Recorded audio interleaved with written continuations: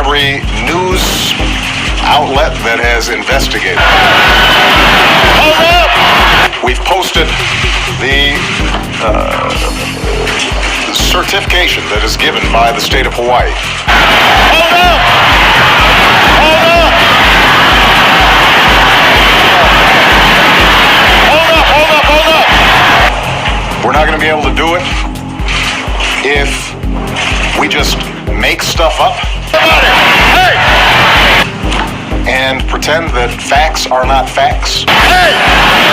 Listen up! Hey! I told you to be focused, and you're not focused right now. Listen to what I'm saying. Hold up. We're not going to be able to solve our problems if we get distracted by... Everybody sit down and be quiet for a second. Now listen up.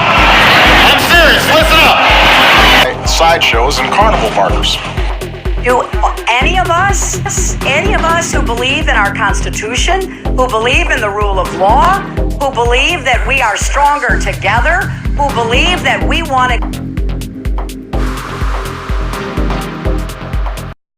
After President Obama did a major about-face and released a birth certificate he had refused to make public for more than 2 years. Of the evidence presented and investigated, I cannot, in good faith, report to you that these documents are authentic. My investigators believe that the long-form birth certificate was manufactured electronically and that it did not originate in a paper format as claimed by the White House. Here it is, right here. And yes, it's the long form. Yes, it shows the president was born in Hawaii, August 4th, 1961, 7:24 p.m., if you care about such things. Constitutionally qualified to be president. End of story. Everybody sit down and be quiet for a second. And pretend that facts are not facts. We're not going to be able to solve our problems if we get distracted by sideshows and carnival barkers. In a moment, the reasons for the big White House strategy shift. But first, Mr. Trump, the man the president had in mind when he talked of sideshows and carnival barkers. Mr. Trump is here in New Hampshire today, introducing himself to Republican leaders and voters, saying he expects to formally enter the 2012 presidential race in June. Now, self-promotion is a Trump trademark, and when he landed here this morning, he was beaming. Today, I'm very proud of myself because I've accomplished something that nobody else has been able to accomplish.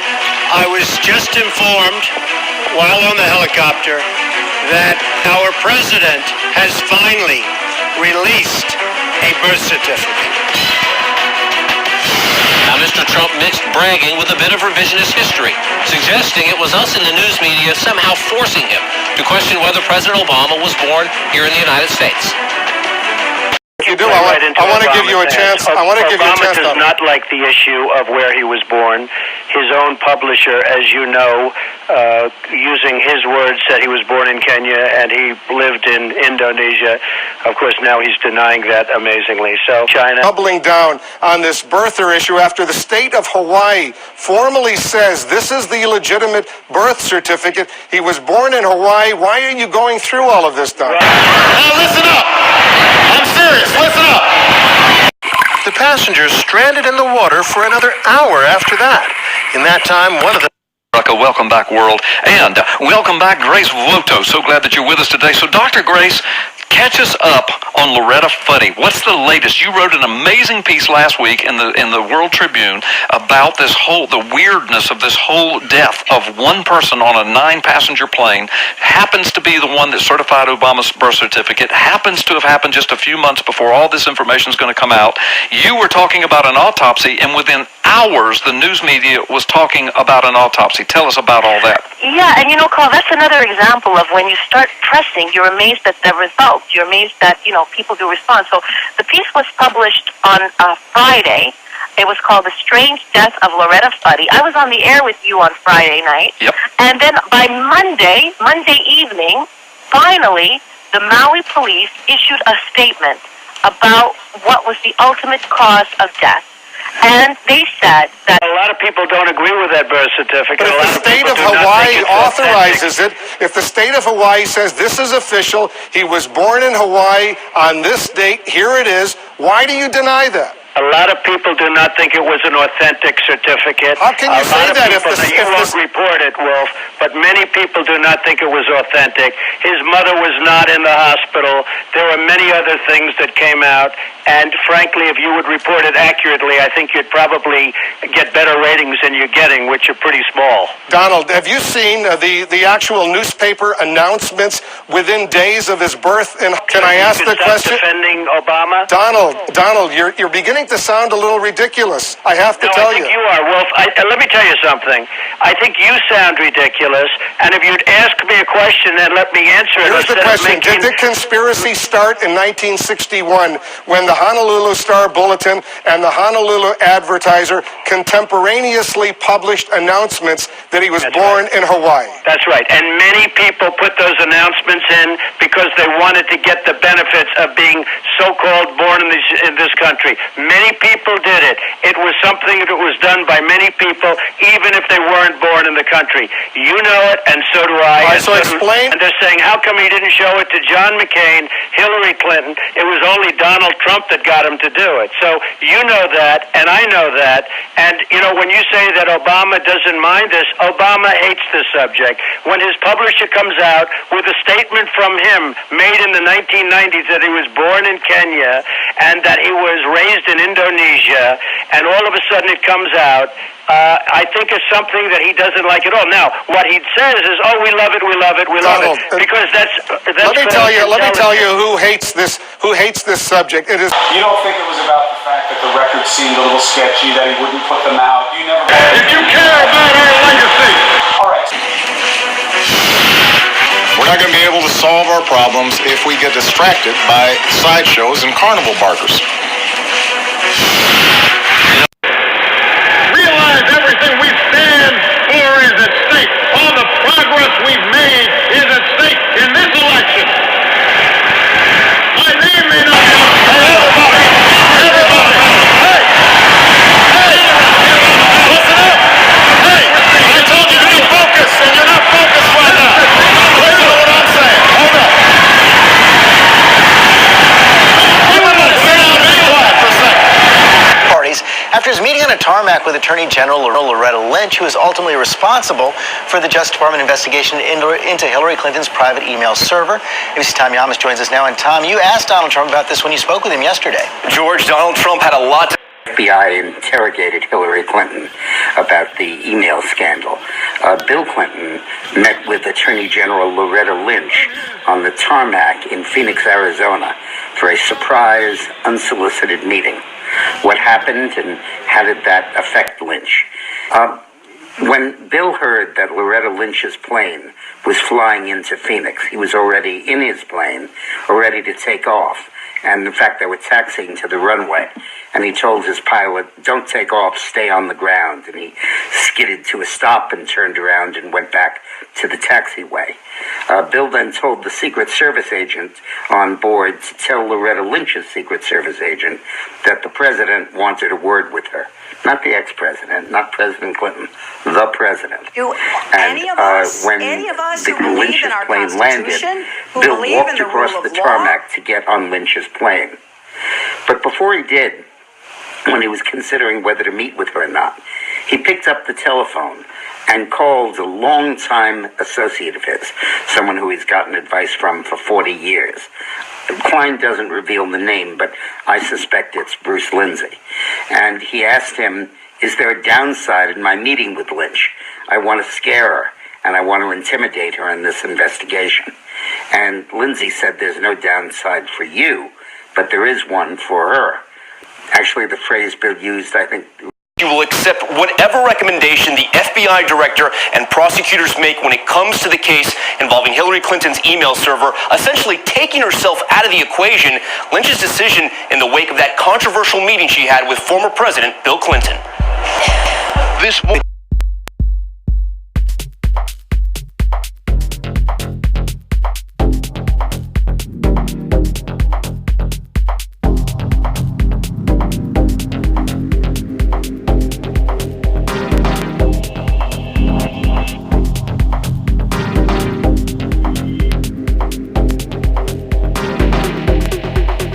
variety of reasons, Debbie Wasserman Schultz should not be chair of the DNC. And I think these emails reiterate that reason why she should not be.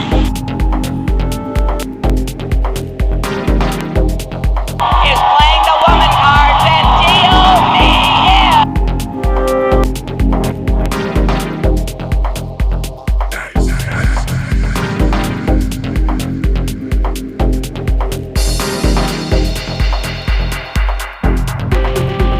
Experts are telling us that Russian state actors broke into the DNC, stole these emails. Say that there is no proof whatsoever that the 20,000 hacked DNC emails came from Russian intelligence. He also stressed that the content of the emails is more important than where they came from. The information revealed in some of the emails caused the resignation of DNC chairwoman Debbie Wasserman Schultz on Sunday. Assange told NBC that the DNC servers have been easily accessible for years, and many sources have been able to access documents. Assange said that what's most important about the emails is that they reveal that the results of the nomination process has no political legitimacy.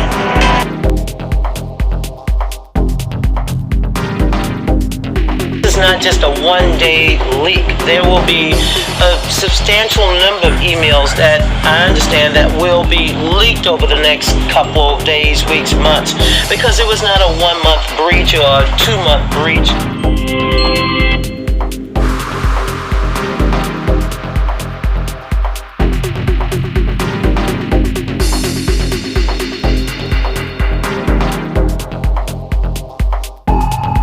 Donna Brazille did it again. WikiLeaks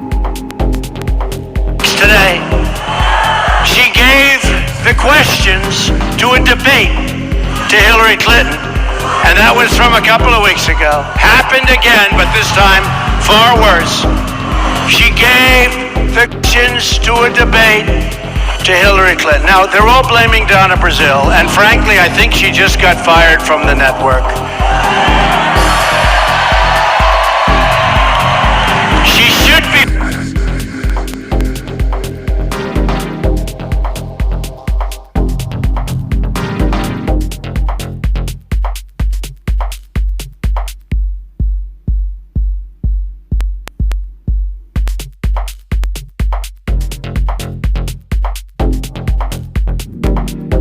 Sense of connection to Haiti and all of the challenges that Haiti has faced, the continuing terrible consequences of weather, the earthquake in 2010.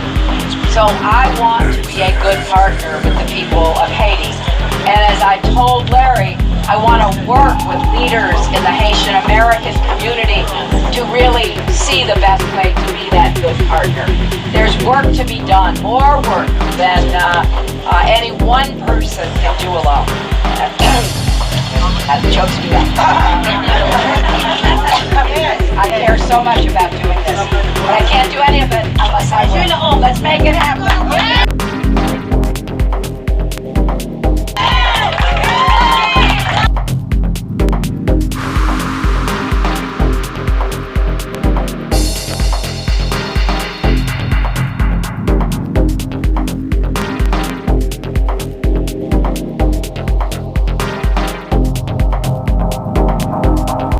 Is becoming unhinged because now what she sees is the FBI reopening an investigation, not the same stuff, but the reopen of the Clinton Foundation stuff, and the fact that it was never closed, that 4 separate departments or offices in the FBI, California, Arkansas, New York, and Washington, kept it open. And now she sees the combination, the intersection of WikiLeaks, the emails, the news reports, and her movements within the State Department as very damaging stuff. There's talk of her being indicted. Yeah, so there's one thing, I mean, and certainly if you consider the... Now fast forward to Hillary Clinton. Secretary of State, private server, didn't tell anybody, set it up, 33,000 deleted, all the facts that we've been going over. How do they compare?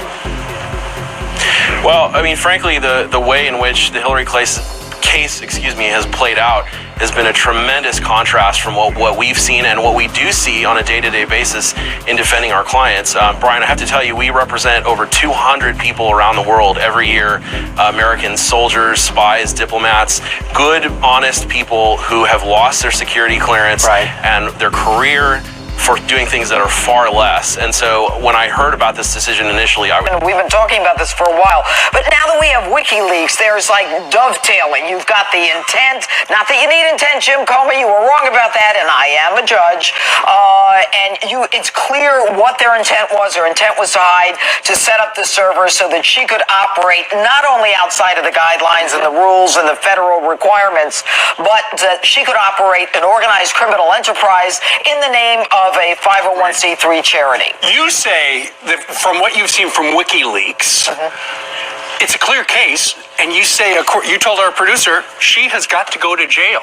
Yeah. This is a case of a RICO. It's a racketeer influence corruption organization. Like the mob? Like the mob, yeah. She's the capo, and and then they've got the consigliere, who's Loretta Lynch at this point, who, and I agree, I was talking to Rudy Giuliani, has corrupted the Justice Department. How does the FBI do an investigation without access to a grand jury? An investigation this serious, this weighty, that impacts all of us, where millions and tens and hundreds of millions of dollars are being exchanged with other countries while she's in a position of power. I mean, this is just the most corrupted Department of Justice I've ever seen. And I thought Eric Holder was bad. Yeah, right. Is this why she hasn't done any interviews since the middle of September? I mean, she's running for president, hasn't done any sit-down one-on-ones since I think it was September 14th. Is it because she's trying to hide stuff and doesn't want to face these questions? It's because at this point, anything she says can and will be used against her in a court of law. And so she is now listening not just to her political advisors, because she doesn't know the truth. I mean, she can't remember the truth. She's a pathological liar, but also her legal advisors, which is anything you say may be used against you going forward. So one of the most fascinating things to emerge for the Wall Street Journal article, and then confirmed today in the New York Post, is they were going after a suspect, and they were recording these conversations, and that is when the FBI was, and that's when this whole thing, the circle was closed. They saw the pay-for-play with the Clinton Foundation. That's when the New York field office said, we have to pursue this. They began to pursue it, and the Justice Department said, not impressed, just hearsay. Is that even the right term to use when you're tailing a suspect for some type of criminal behavior? Department of Justice has been corrupted. All right, it's not hearsay. What it is you've got someone who is giving information on another case, unrelated case that is being recorded. That is how, as a prosecutor within law enforcement, I did this for 30 years. If I find out from another case information on a case that I could use on another case, of course you're going to use it. Right. It doesn't mean that it's hearsay or it's not usable. I'm going to use that information and tie it into what I've already got. The new news today, and this was broken by CBS, is that apparently, and this is the reason why James Comey came out last Friday. Right. Apparently, they have found email on the Wiener laptop that were not duplicates. They were things from Hillary Clinton's Department of State business. They were work email that were never turned over. Gee, what a shock. She handed over all of her work-related emails, didn't she? The ones that she gave to her attorneys who did not have clearance to have classified information, who decided themselves instead of the State Department that they should be eliminated. She bleach-bitted, they hammered the BlackBerries, and now, lo and behold, ain't that karma, guys? They finally found it. There it is on the pervert, alleged pedophile's lap. Trump, for 5 years, you perpetuated a false claim, a false claim, a false claim, a false claim, a false claim that the nation's first black president was not a natural-born citizen. The birth certificate was produced in 2011. You continued to tell the story and question the president's legitimacy in 2012, 13, 14, 15, as recently as January. So the question is, what changed your mind? Nobody was healing in this segment. What do you say to Americans? Well, it was very, I say nothing. I say nothing because I was able to get him to produce it. He should have produced it a long time before. I say nothing. But let me just tell you, when you talk about healing, and I think I did a great job and a great service, not only for the country, but even for Clearly, as Donald just admitted, he knew he was going to stand on this debate stage and Lester Holt was going to be asking us questions. So he tried to put the whole racist birther lie to bed. But it can't be dismissed that easily. No person shall be a representative who shall not have attained to the age of 25 years and been 7 years a citizen of the United States. No person shall be a senator who shall not have attained to the age of 30 years and been 9 years a citizen of the United States. No person except a natural-born citizen or a citizen at the time of the adoption of this Constitution shall be eligible to the office of the President. The Constitution clearly states the word citizen 3 times in the qualifications of the offices of Representative, Senator, and President. However, mentions natural-born citizen only 1 time for presidents after the Constitution was signed. Born in the U.S. to citizen parents, a natural defense of 2 generations to the office of president. Richard Nixon believed if the president did it, that it wasn't against the law. Much the same as the U.S. Supreme Court with Barack Obama in Judy versus Obama. However, the Constitution is a standard for everyone. And I could tell how much it bothered him and annoyed him that this was being touted and used against him